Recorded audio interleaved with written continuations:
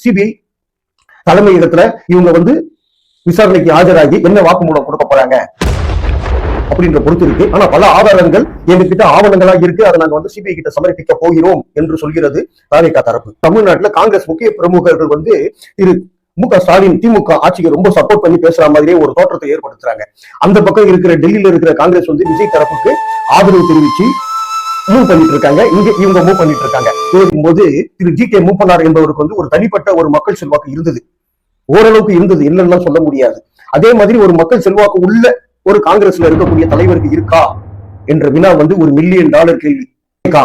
கரூர் சம்பவம் 41 பேர் பலி, வேகம் எடுக்குதா இல்ல ஸ்லோவா போதா, ஒண்ணுமே பேச்சு மூச்சு இல்லாம இருக்குன்னு சொல்லி பார்த்தா தாவேகாவில் இருக்கக்கூடிய முக்கிய நிர்வாகிகள் 29ஆம் தேதி டெல்லியில் இருக்கிற சிபிஐ ஹெட் குவார்டர்ஸ்ல ஆஜராகிறாங்க. ஆனா காங்கிரஸுக்கு வந்து சிறுபான்மையினர் வாக்கு வந்து நிச்சயமா இருக்கு. என்ன சிறுபான்மையினர் காவலர் இங்க எப்படி நம்ம வந்து திமுக தலைவரை சொல்றோமோ அதே மாதிரி இந்திய அளவுல வந்து திரு ராகுல் காந்தி அவர்களை வந்து சிறுபான்மையின் தலைவர் அப்படின்னு சொல்லி நம்புறாங்க ஒரு மக்கள். வணக்கம் தோழி, தமிழ் சர்க்காருக்காக நான் உங்கள் விஜயகுமார். தாவேகா கரூர் சம்பவம் 41 பேர் பலி, வேகம் எடுக்குதா இல்ல ஸ்லோவா போதா, ஒண்ணுமே பேச்சு மூச்சு இல்லாம இருக்குன்னு சொல்லி பார்த்தா தாவேகாவில் இருக்கக்கூடிய முக்கிய நிர்வாகிகள் 29ஆம் தேதி டெல்லியில் இருக்கிற சிபிஐ ஹெட் குவார்டர்ஸ்ல ஆஜராகிறாங்க. அதாவது அவங்களை வந்து விசாரணைக்கு அழைச்சிருக்காங்க. இவங்கெல்லாம் வந்து மலேசியாவில இருந்து நேரடியாக டெல்லி அலுவலகத்துக்கு சென்று தங்க கிட்ட இருக்கிற ஆதாரங்களை அவங்க கொடுக்குறாங்க. இவங்களுக்கு ஒரு முக்கியமா உறுதுணையா இருக்கிறது யாருன்னு கேட்டீங்கன்னா காங்கிரஸ் திரு ராகுல் காந்தி அவர்கள் கிட்ட மிகவும் நெருக்கமாக இருக்கக்கூடிய ஒரு பாதுகாப்பு அதிகாரி. அவர் தான் இவங்களுக்கு எல்லா வசதிகளையும் டெல்லியில செய்து தர்றதாக ஒரு தகவல் இருக்கு. பல ஆதாரங்கள் தங்கள் கிட்ட இருக்கு அப்படின்னு சொல்லி ஆணித்தரமா பேசுறாங்க தாவேகா தரப்பு. விசாரணை வந்து ரொம்ப மும்முரமா போயிட்டு இருக்கு. இதை பத்தி வெளியில பேசவே இல்லை. நல்லா கவனிச்சிங்க. இந்த விஷயம் அப்படியே இருக்கும்போது தமிழ்நாட்டுல காங்கிரஸ் முக்கிய பிரமுகர்கள் வந்து திரு மு.க. ஸ்டாலின் திமுக ஆட்சிக்கு ரொம்ப சப்போர்ட் பண்ணி பேசுற மாதிரியே ஒரு தோற்றத்தை ஏற்படுத்துறாங்க. அந்த பக்கம் இருக்கிற டெல்லியில இருக்கிற காங்கிரஸ் வந்து விஜய் தரப்புக்கு ஆதரவு தெரிவிச்சு மூவ் பண்ணிட்டு இருக்காங்க. இங்க இவங்க மூவ் பண்ணிட்டு இருக்காங்க. இதை வச்சு பார்க்கும்போது அநேகமா காங்கிரஸ் உடையக்கூடிய நிலையில தான் இருக்கு அப்படின்னு ஒரு தகவல் அரசியல் வட்டாரத்துல பேசுறாங்க. சரி, 96ல காங்கிரஸ் உடையும் போது திரு ஜி.கே. மூப்பனார் என்பவருக்கு வந்து ஒரு தனிப்பட்ட ஒரு மக்கள் செல்வாக்கு இருந்தது, ஓரளவுக்கு இருந்தது, இல்லைன்னா சொல்ல முடியாது. அதே மாதிரி ஒரு மக்கள் செல்வாக்கு உள்ள ஒரு காங்கிரஸ்ல இருக்கக்கூடிய தலைவருக்கு இருக்கா என்ற வினா வந்து ஒரு $1 மில்லியன் கேள்வி.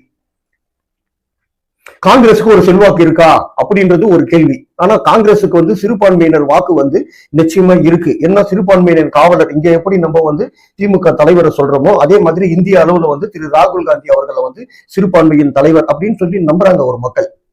அந்த நம்பிக்கை வீண் போகுமா இல்ல இந்த நம்பிக்கை வீண் போகுமா, ரெண்டுமே நீங்க இணைச்சு பாருங்க. அங்க வந்து ராகுல் காந்தியோட முக்கியமான ஒரு சகாக்கள் வந்து தாவேகாவுக்கு ஆதரவு கரம் நீட்டி பல விஷயங்கள் அவங்களுக்கு செய்து தராங்க. தமிழ்நாட்டுல அதே சேம் டைம்ல இங்க பாத்தீங்கன்னா தமிழ்நாட்டுல இருக்கிற சில காங்கிரஸ் தலைவர்கள் வந்து திமுகவுக்கு ஆதரவான ஒரு நிலைப்பாட்டை எடுக்கிறாங்க. ஏதோ காங்கிரஸ் வந்து அந்த ஃபீலிங் தான் இருக்கு.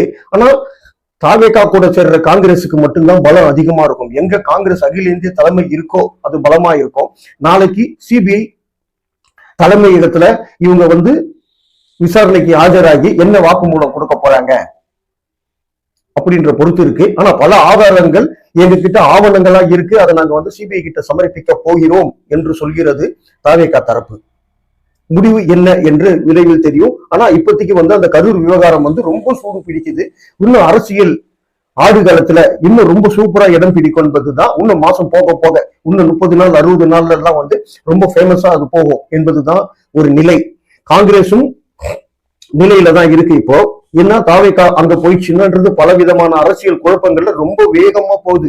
அதாவது மார்ச் ஒரு 15, 20, 15ஆம் தேதிக்கெல்லாம் வந்து தேர்தல் தேதி அறிவிச்சிருவாங்க. தேர்தல் தேதி அறிவிக்கும் போது பல அதிகாரிகளுடைய நிலைப்பாடுகள் மாறலாம். இப்பவே பல அதிகாரிகள் வந்து மெதுவா திமுக தரப்புல இருந்து ஒதுங்க ஆரம்பிச்சுட்டாங்க. அடுத்தது யார் வருவாங்க, எந்த பத்திரிகைக்காரர் போனாலும் சரி சார் தேர்தல் நிலவரம் எப்படி இருக்கு, அடுத்தது யார் வருவாங்க, திமுக மீண்டும் வருமா என்ற பயத்தோற்றத்தோட தான் இன்னைக்கு பேச ஆரம்பிச்சுட்டாங்க. எல்லா நிலையும் 29ஆம் தேதி தாவேகா தரப்பு சிபிஐ அலுவலகத்துல விசாரணையில என்னென்ன தகவல் அவங்க கொடுக்க போறாங்கன்ற ஒரு சுவாரஸ்யமான தகவலுடன் நாளை உங்களை மீண்டும் சந்திக்கிறேன். நன்றி, வணக்கம்.